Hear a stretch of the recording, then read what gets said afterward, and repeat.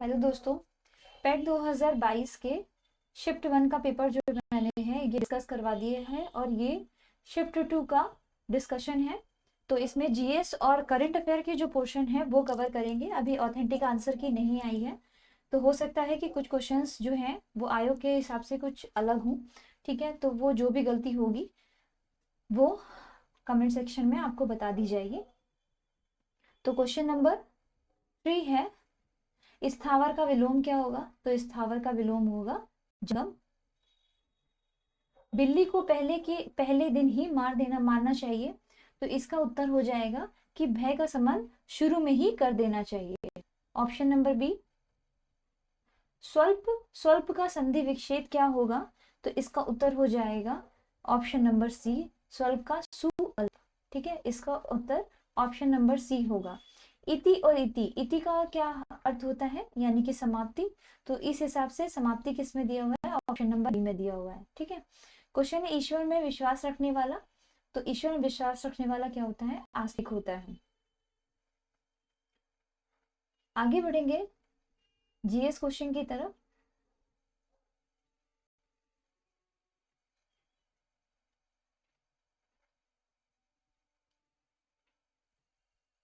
तो क्वेश्चन है, भारत और गौरव पर्यटन ट्रेन को जून 2022 में रामायण सर्किट के हिस्से के रूप में भारत और डैश किसके बीच में हरी झंडी दिखाकर रवाना किया गया था? तो इसका उत्तर हो जाएगा ऑप्शन नंबर डी, यानी कि नेपाल।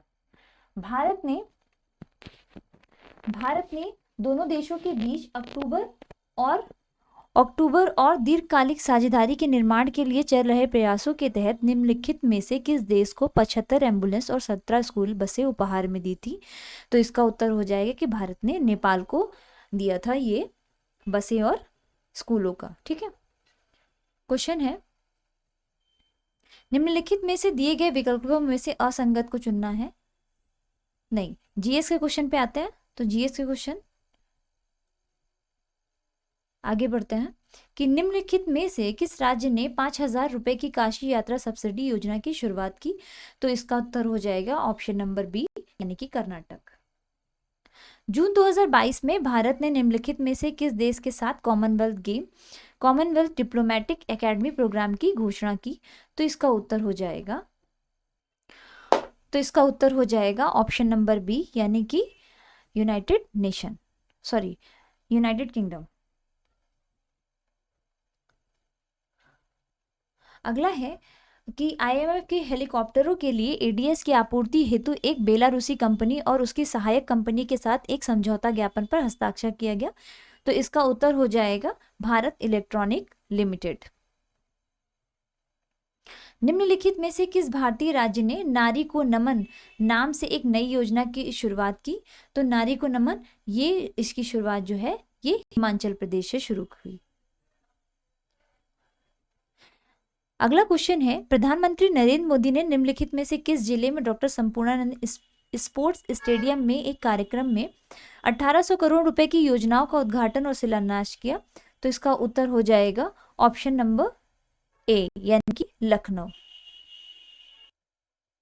नहीं, इसका उत्तर क्या हो जाएगा? इसका उत्तर हो जाएगा ऑप्शन नंबर सी, यानी कि मेरठ।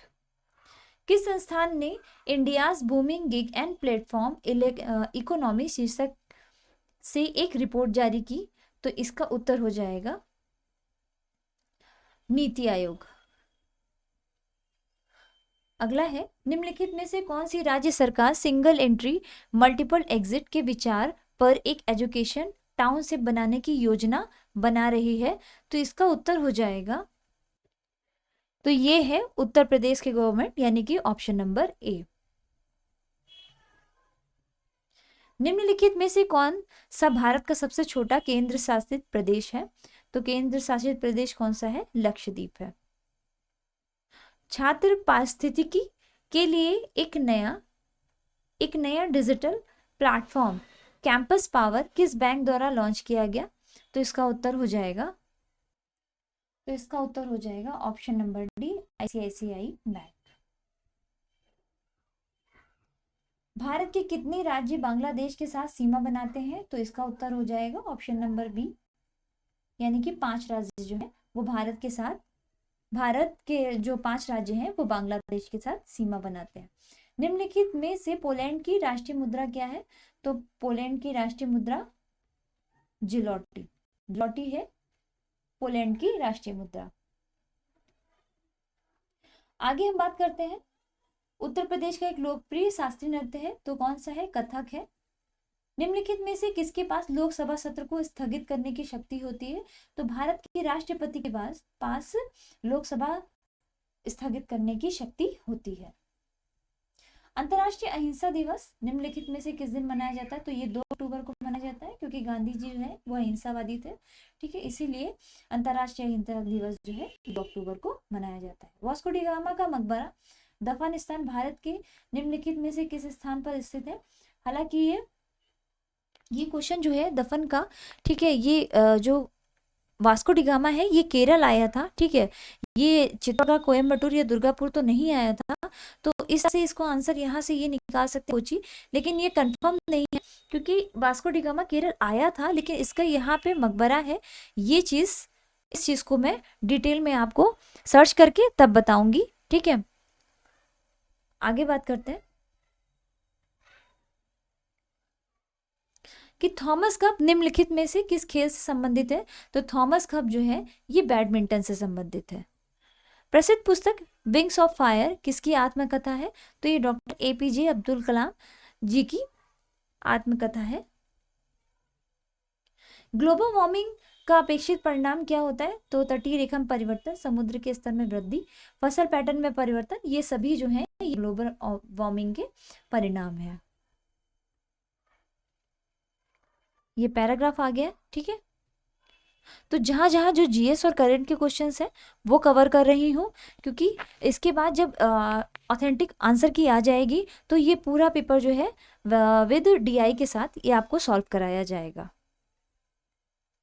और कोई क्वेश्चन हो तो आप कमेंट सेक्शन में क्वेरीज कर सकते हैं। चलिए अब हम बात करते हैं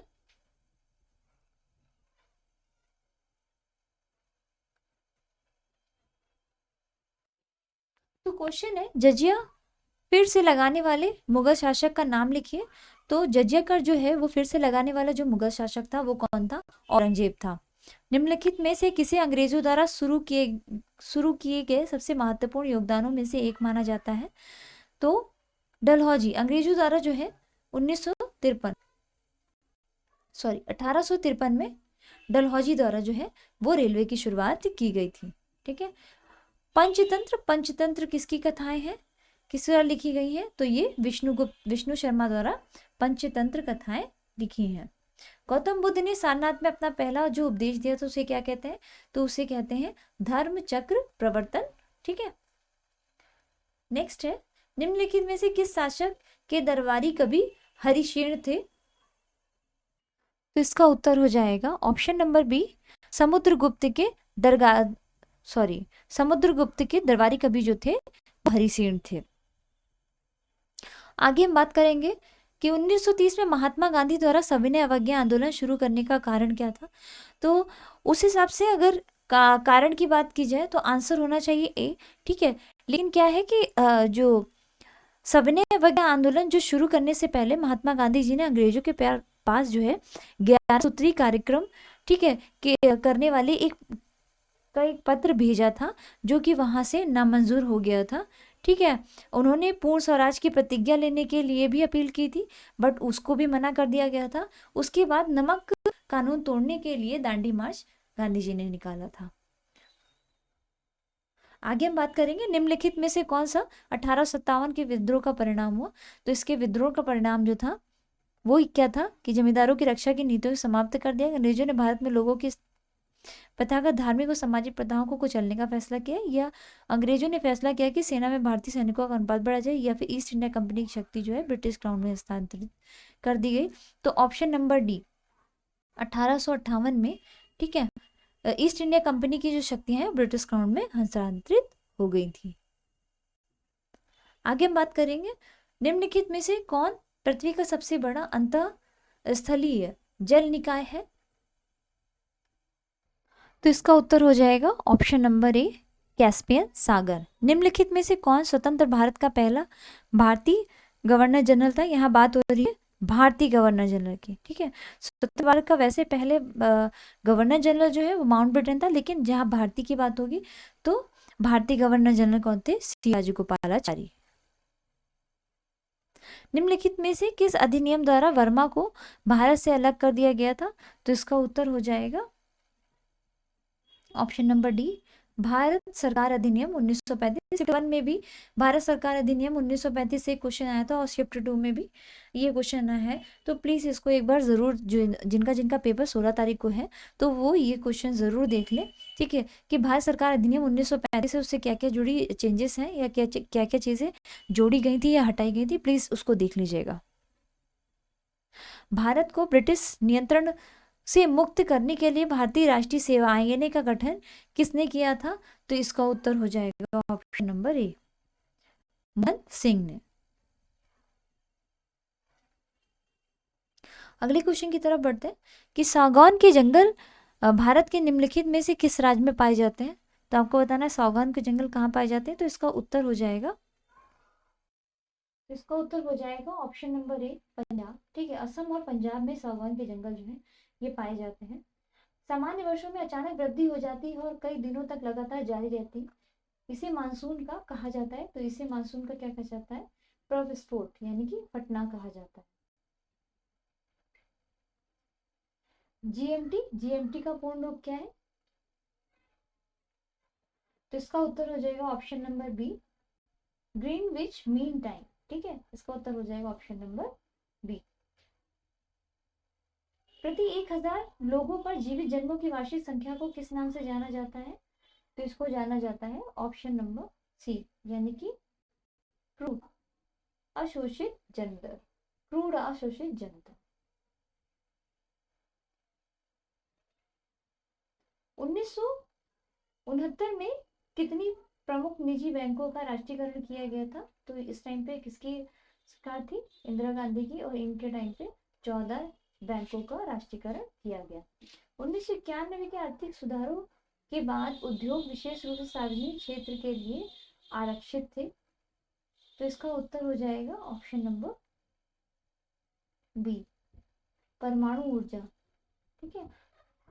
सुधारों के बाद परमाणु ऊर्जा उत्पादन उद्योग विशेष रूप से सार्वजनिक क्षेत्र के लिए आरक्षित थे।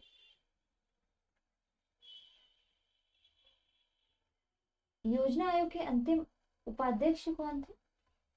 तो योजना आयोग के अंतिम उपाध्यक्ष जो है वो थे श्री मोटेक सिंह अहलूवालिया।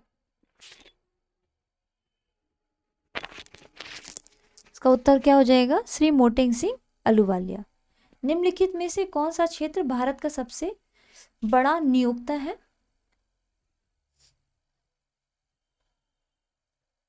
तो इसका उत्तर हो जाएगा ऑप्शन नंबर ए, तृतीय क्षेत्र। निम्नलिखित में से किस राज्य को हरित क्रांति के लिए भारत में आरंभ स्थल के रूप में चुना गया था? तो इसका उत्तर हो जाएगा ऑप्शन नंबर डी, पंजाब। निम्नलिखित में से कौन सा अनुच्छेद अल्पसंख्यकों के हितों का संरक्षण के लिए है? तो इसका उत्तर हो जाएगा ऑप्शन नंबर सी, जो आर्टिकल 29 है वो अनुच्छेद अल्पसंख्यकों के हितों का संरक्षण करता है। 42वें संविधान संशोधन के माध्यम से संविधान में कौन सा नया डीपीएसपी राज्य या नीति निदेशक तत्व जोड़ा गया है? तो इसका उत्तर हो जाएगा ऑप्शन नंबर बी, यानी कि समान न्याय निशुल्क विधिक सहायता को जोड़ा गया है। निम्नलिखित में से कौन से मौलिक कर्तव्य हैं? तो मौलिक कर्तव्य आपको बताने हैं कौन कौन से हैं।